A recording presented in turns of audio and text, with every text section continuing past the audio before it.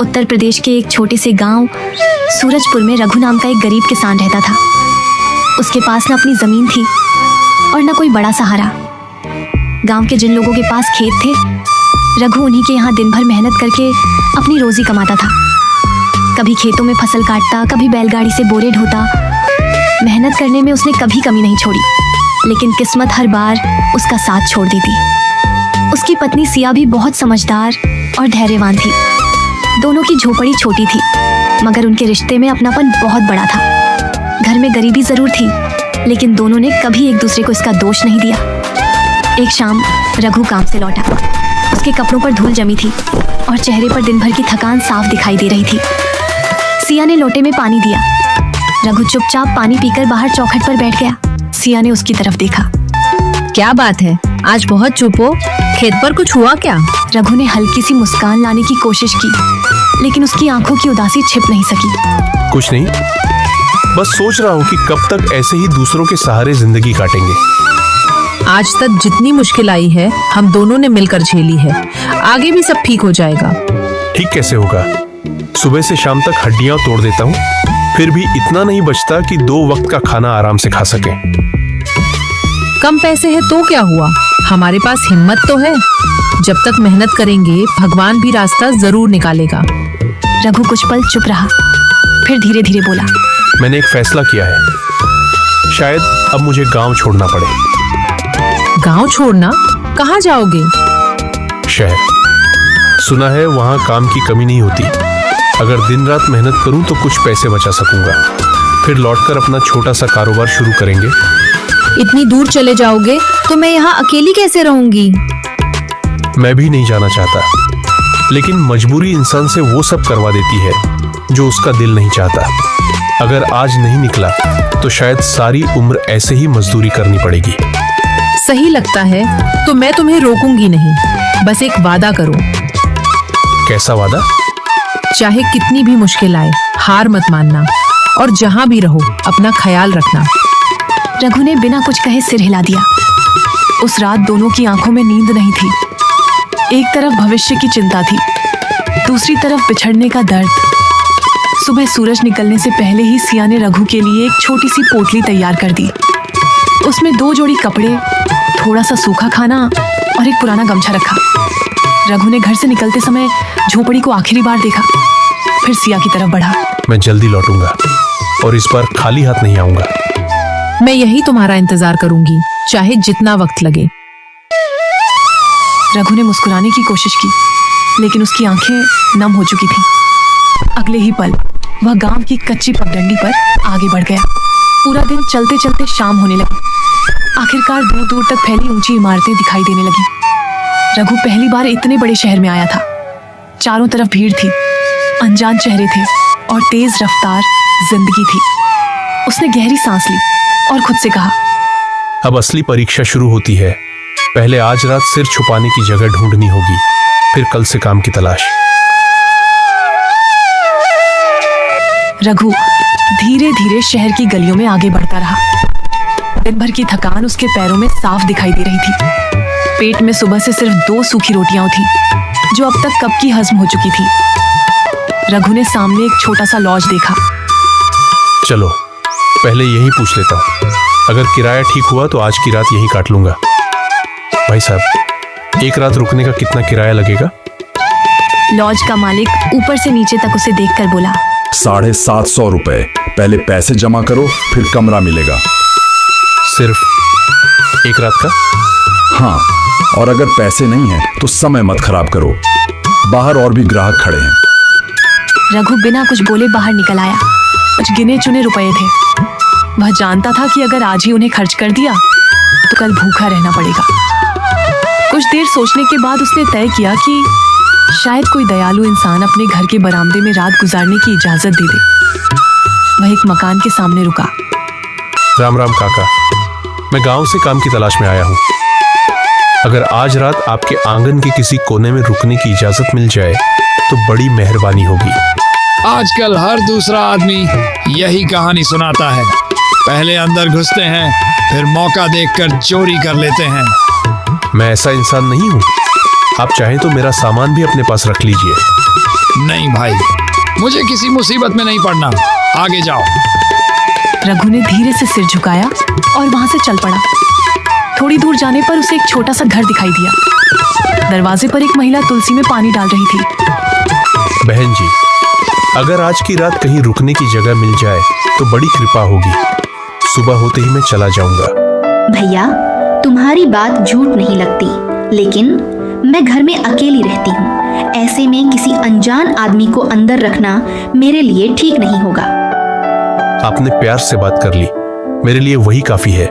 भगवान आपका भला करे। धीरे धीरे अंधेरा घिरने लगा। शहर की सड़कें रोशनी से जगमगा उठी, लेकिन रघु के सामने अंधेरा ही अंधेरा था। वह कई और घरों में गया। किसी ने दरवाजा ही नहीं खोला तो किसी ने बिना बात सुने मना कर दिया। अब उसके कदम भी जवाब देने लगे थे। वह सड़क किनारे एक पत्थर पर बैठ गया।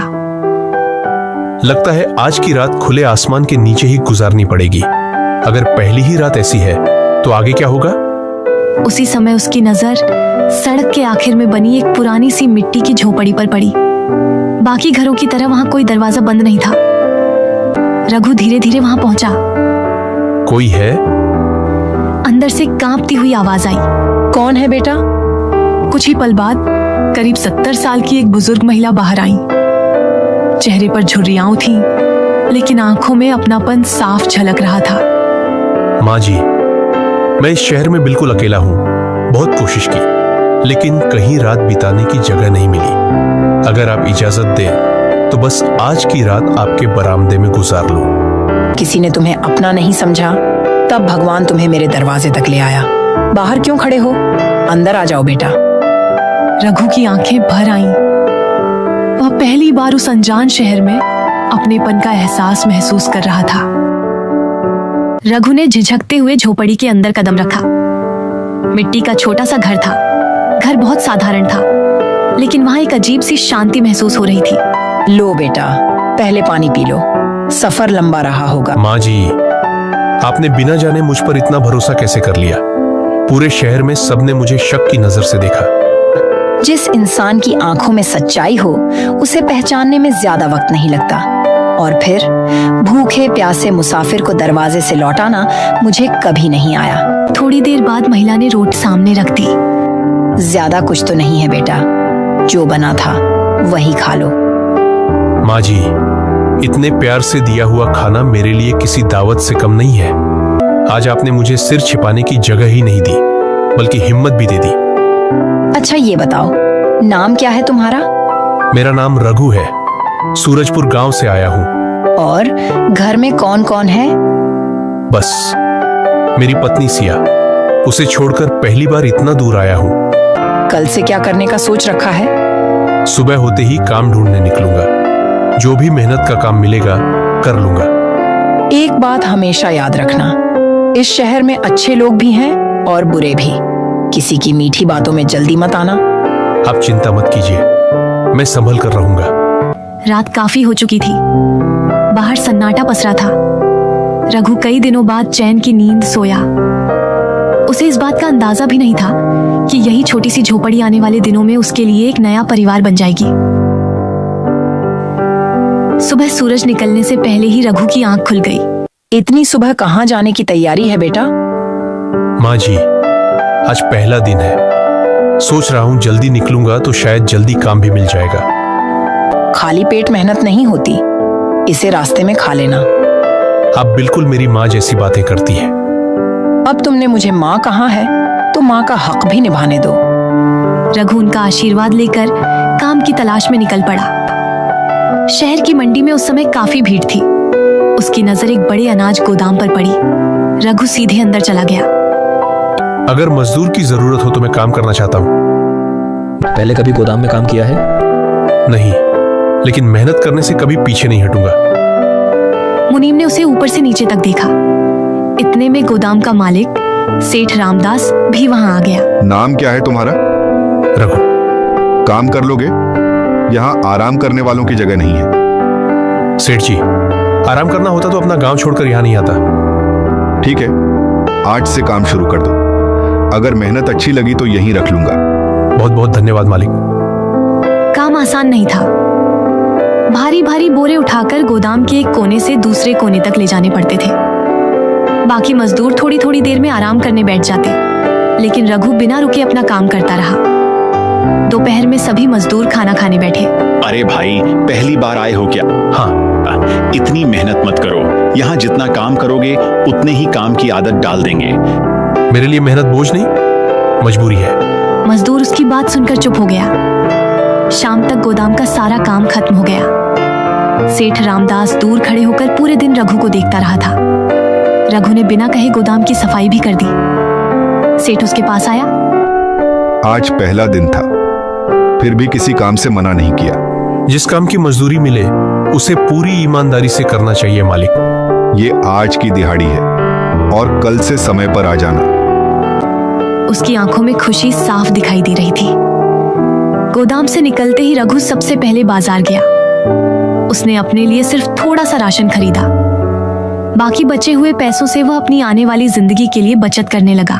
अगर फिजूल खर्च नहीं करूंगा तो एक दिन इतना जरूर जोड़ लूंगा कि अपने गांव लौटकर अपना काम शुरू कर सकूं। शाम को जब वह झोपड़ी पहुंचा तो बुजुर्ग महिला दरवाजे पर उसका इंतजार कर रही थी। क्या हुआ बेटा, काम मिला?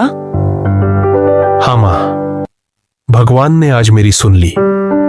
मुझे पता था, मेहनत करने वाले को भगवान कभी खाली हाथ नहीं लौटाता। रघु ने अपनी पहली कमाई उनके हाथों में रख दी। ये क्या कर रहे हो? आज जो भी मिला है आपकी दुआ की वजह से मिला है। महिला की आंखें भर आईं। उन्हें पहली बार ऐसा लगा जैसे उनका बिछड़ा हुआ बेटा सचमुच वापस लौट आया हो। दिन बीतते गए और रघु की जिंदगी धीरे धीरे पटरी पर आने लगी। अब वह रोज सुबह सबसे पहले गोदाम पहुंच जाता और सबसे आखिर में वहां से निकलता।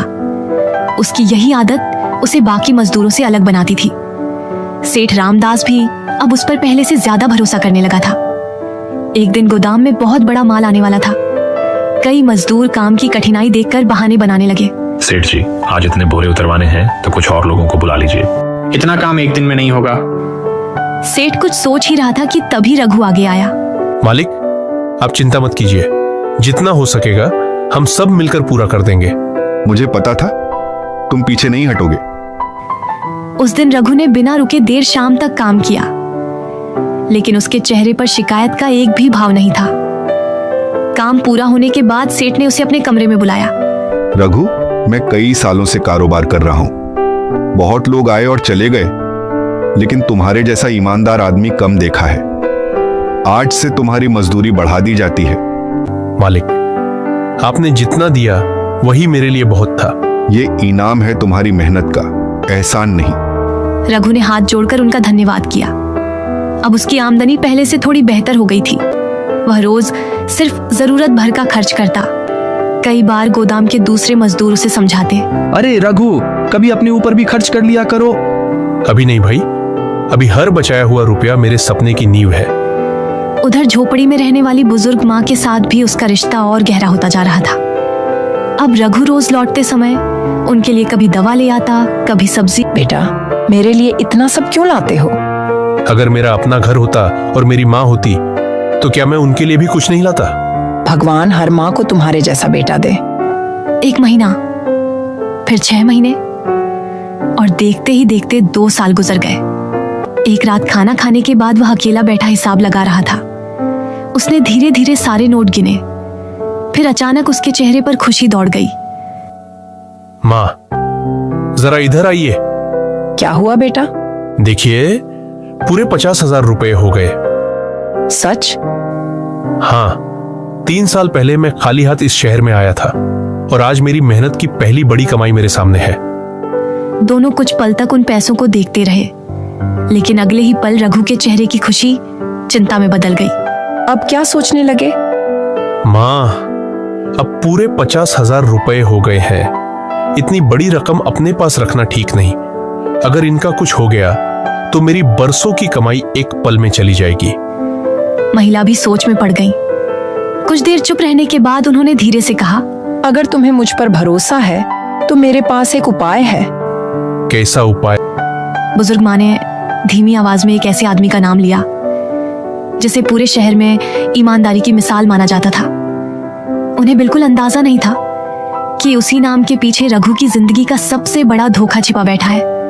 बेटा, अगर मुझे किसी पर भरोसा है तो वो है धर्मपाल चौधरी।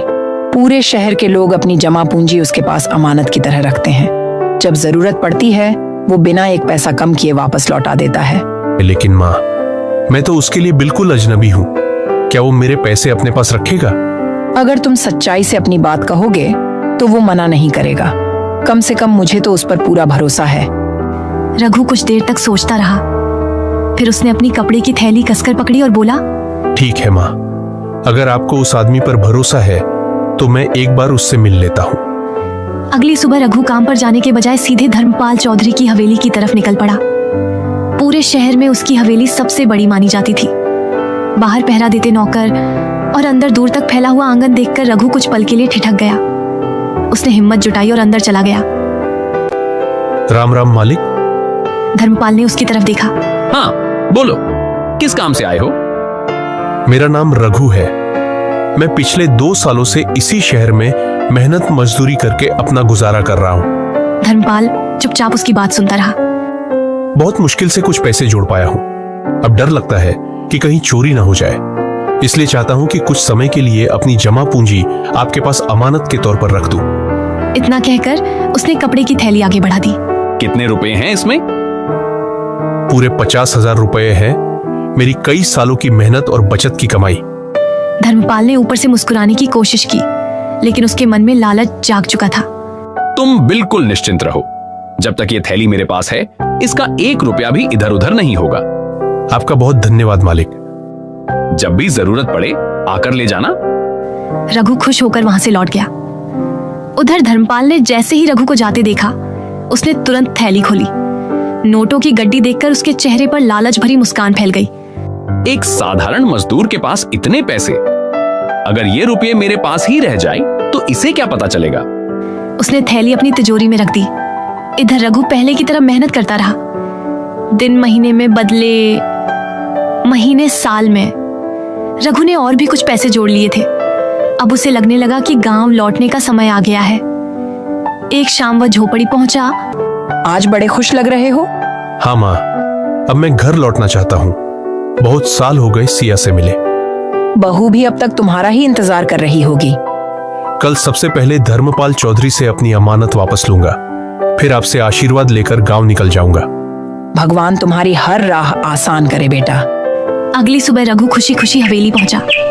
उसे बिल्कुल अंदाजा नहीं था कि जिस आदमी पर उसने सबसे ज्यादा भरोसा किया था, वही उसकी जिंदगी की सबसे बड़ी मुसीबत बनने वाला है।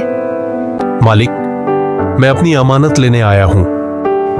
धर्मपाल चौधरी आराम से कुर्सी पर बैठा हिसाब किताब देख रहा था। मालिक, अब मैं अपने गांव वापस जाने वाला हूँ, इसलिए अपनी अमानत लेने आया हूँ। कृपया मेरे 50,000 रुपए लौटा दीजिए।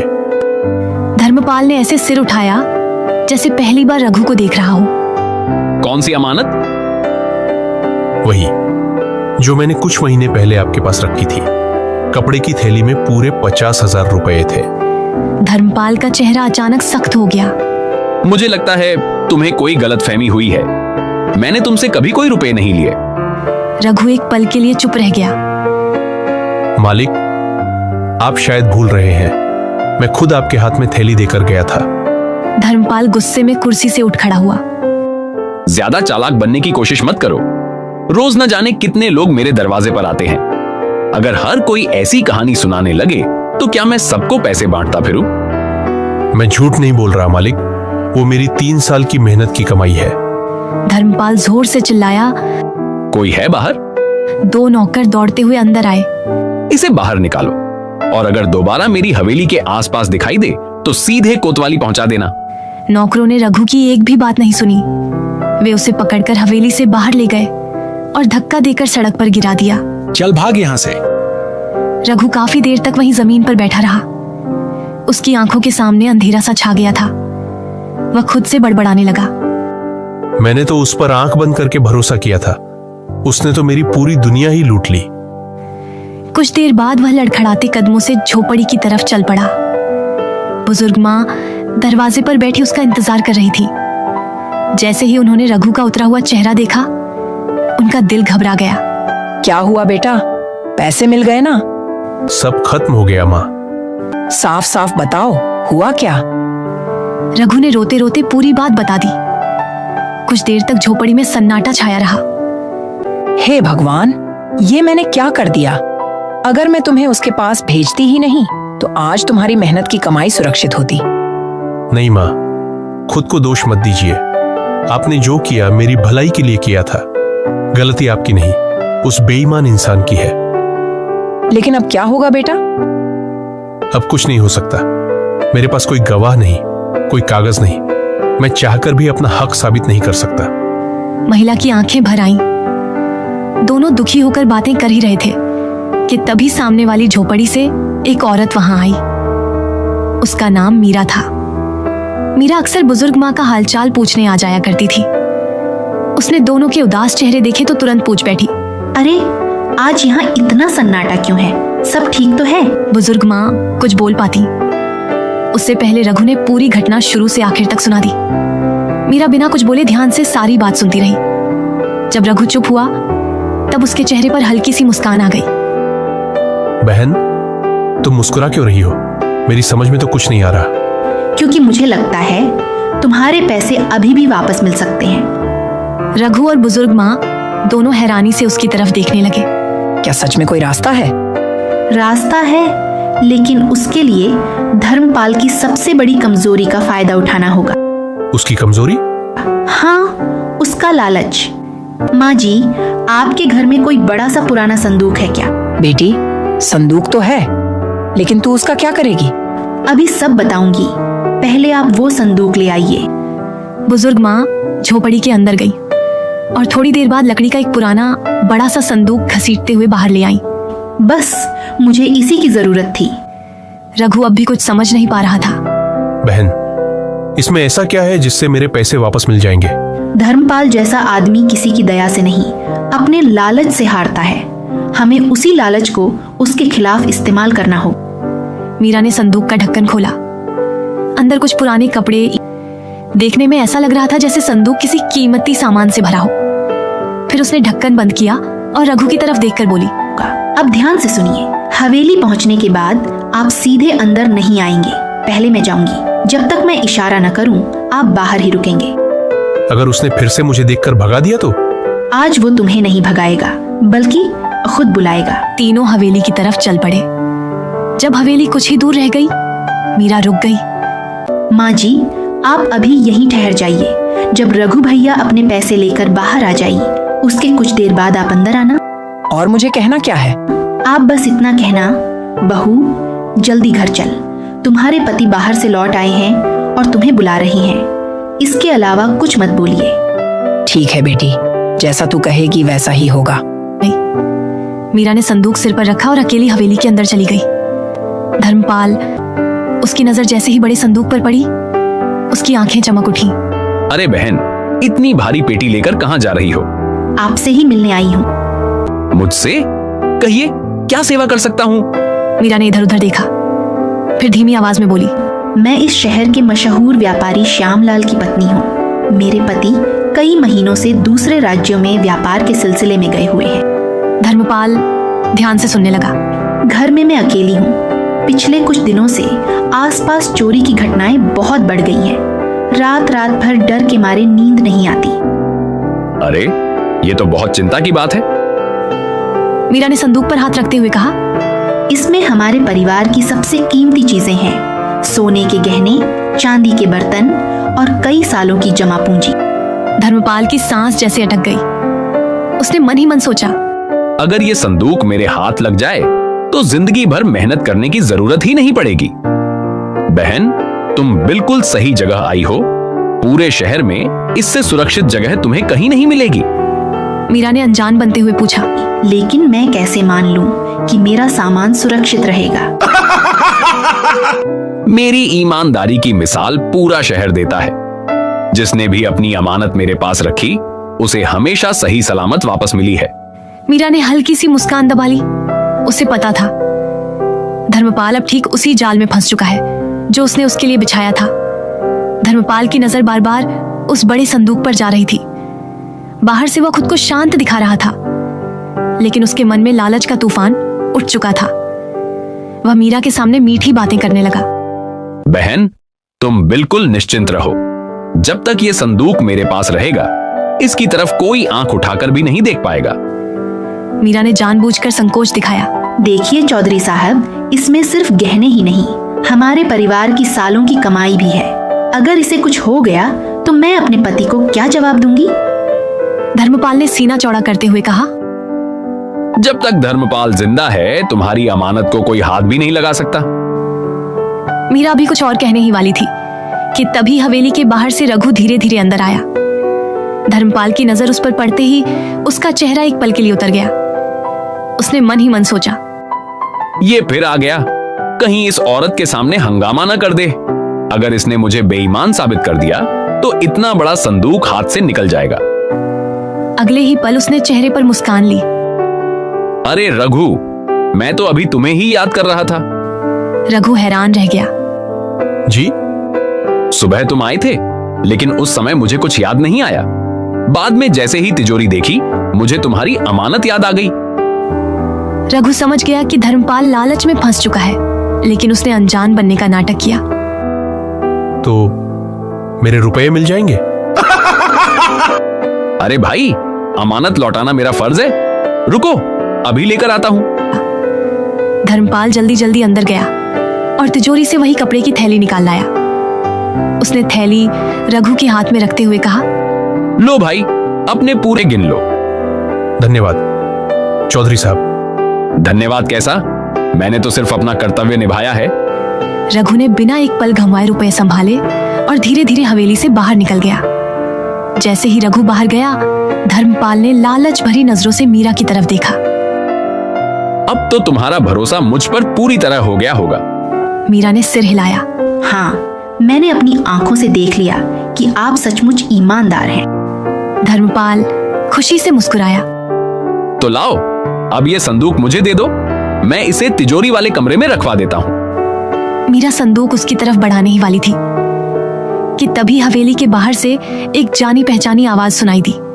बहू, ओ बहू। बुजुर्ग माँ तेजी से अंदर आई। उन्होंने हांफते हुए कहा, बहू, जल्दी चल, तुम्हारे पति अभी अभी व्यापार से वापस आए हैं। घर पहुंचते ही सबसे पहले तुम्हें बुलाया है। सच कह रही हैं माँ? हाँ बेटी, वो तुम्हारा इंतजार कर रहे हैं। चौधरी साहब, अब मुझे अपना संदूक यहीं छोड़ने की जरूरत नहीं पड़ेगी। मेरे पति आ गए हैं, अब वही इसे संभाल लेंगे। ये सुनते ही धर्मपाल का चेहरा उतर गया। वह जल्दी से बोला, अरे इतनी भी क्या जल्दी है? रख दो ना, 2-4 दिन बाद ले जाना। नहीं चौधरी साहब, अब इसकी जिम्मेदारी मेरे पति की है। आपको तकलीफ देने का कोई मतलब नहीं। इतना कहकर उसने संदूक उठाया और बुजुर्ग माँ के साथ हवेली से बाहर निकल गई। धर्मपाल वहीं खड़ा रह गया। उसके हाथ कुछ नहीं आया, न संदूक मिला, और लालच के चक्कर में उसे रघु के 10,000 रुपये भी वापस करने पड़ गए। उसने गुस्से में अपने सिर पर हाथ मारा और बड़बड़ाने लगा, लोभ ने आज मुझे ही मूर्ख बना दिया। हवेली से थोड़ी दूर निकलते ही रघु, उसे यकीन ही नहीं हो रहा था कि जो रकम उसने हमेशा के लिए खो दी थी वह फिर से उसके हाथ में थी। वह खुशी से बोला, मीरा बहन, अगर आज आप नहीं होती तो मैं जिंदगी भर अपनी मेहनत की कमाई के लिए रोता रहता। मैंने कुछ नहीं किया भैया। लालच इंसान से ऐसी गलतियां करवाता है जिनका उसे खुद भी पता नहीं चलता। धर्मपाल भी अपने लालच की वजह से हार गया। भगवान का लाख लाख शुक्र है कि तेरी मेहनत बच गई बेटा। कई दिनों से मेरा मन भी बहुत भारी था। माँ, अगर उस दिन आपने मुझे अपने घर में जगह नहीं दी होती तो शायद मैं इस शहर में टिक ही नहीं पाता। बेटा, माँ अपने बच्चे पर कोई एहसान नहीं करती। मैंने वही किया जो हर माँ करती है। तीनों धीरे धीरे झोपड़ी की ओर लौटने लगे। रास्ते भर रघु के चेहरे पर सुकून था। 3 साल की मेहनत, 3 साल का इंतजार और 3 साल के सपने आज फिर से उसके हाथों में थे। शाम ढलने लगी थी। रघु अपना सामान बांधने लगा। बुजुर्ग माँ चुपचाप उसे देख रही थी। कुछ देर बाद उन्होंने धीमी आवाज में पूछा, तो अब सचमुच चला जाएगा? हाँ माँ, सिया 3 साल से मेरा इंतजार कर रही होगी। अब और देर करना ठीक नहीं।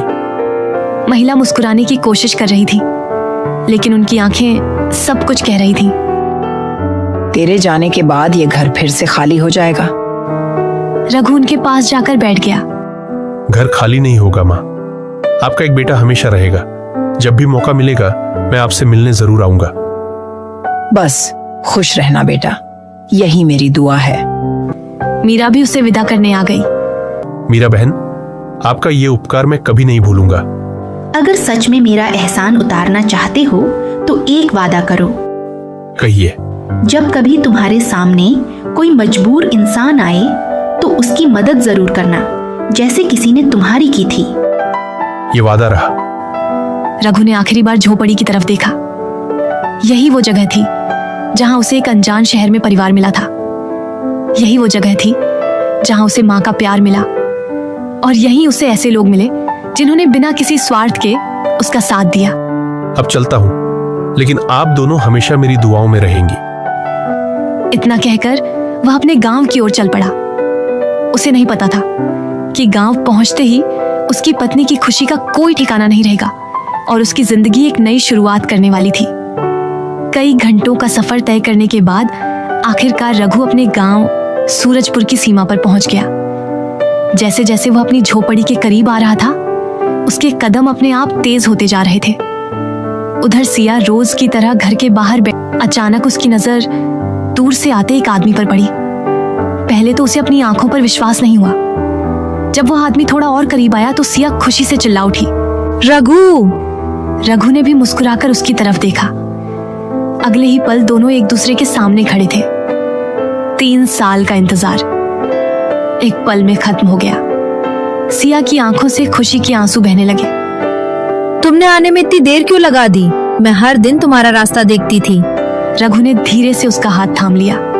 मुझे माफ कर दो, मैं जल्दी आना चाहता था, लेकिन कुछ ऐसी परेशानियां आ गई कि रुकना पड़ गया। अब तुम आ गए हो, बस मेरे लिए यही काफी है। रघु ने घर के अंदर जाकर अपनी पोटली खोली और कपड़े की थैली सिया के सामने रख दी। सिया ने हैरानी से पूछा, ये क्या है? हमारी नई जिंदगी की शुरुआत। उसने शहर में बिताए 3 साल की पूरी कहानी सिया को सुनाई। सिया पूरी कहानी सुनकर भावुक हो गई। भगवान ने सच में अच्छे लोगों को तुम्हारी मदद के लिए भेजा था। हाँ, वरना आज मैं खाली हाथ लौटता। कुछ ही दिनों बाद रघु ने अपनी सारी जमा पूंजी से गांव के चौराहे पर एक छोटी सी किराने की दुकान खोल ली। धीरे धीरे उसकी दुकान चल निकली। अब उसे किसी के खेतों में मजदूरी करने की जरूरत नहीं पड़ती थी। उसकी मेहनत आखिरकार रंग ला चुकी थी। एक शाम दुकान बंद करने के बाद सिया ने मुस्कुराकर कहा, याद है, एक समय ऐसा भी था जब हमारे घर में चूल्हा जलाना मुश्किल हो जाता था। हाँ, और आज भगवान की कृपा से हमारे पास मेहनत की कमाई है। इसलिए कहते हैं, मुश्किल समय हमेशा नहीं रहता। और अच्छे इंसान भी कभी बेकार नहीं जाते। अगर उस शहर में मुझे माँ और मीरा बहन जैसी लोग नहीं मिलते तो शायद आज ये दिन भी नहीं देख पाता। दोनों मुस्कुराते हुए अपनी दुकान के बाहर खड़े रहे। डूबते सूरज की किरणें उनकी नई जिंदगी पर पड़ रही थीं। अब उनके चेहरे पर गरीबी का डर नहीं, बल्कि मेहनत से जीती हुई जिंदगी की खुशी दिखाई दे रही थी। दोस्तों, इस कहानी से हमें यही सीख मिलती है कि ईमानदारी और मेहनत का रास्ता भले ही कठिन हो, लेकिन उसकी मंजिल हमेशा अच्छी होती है।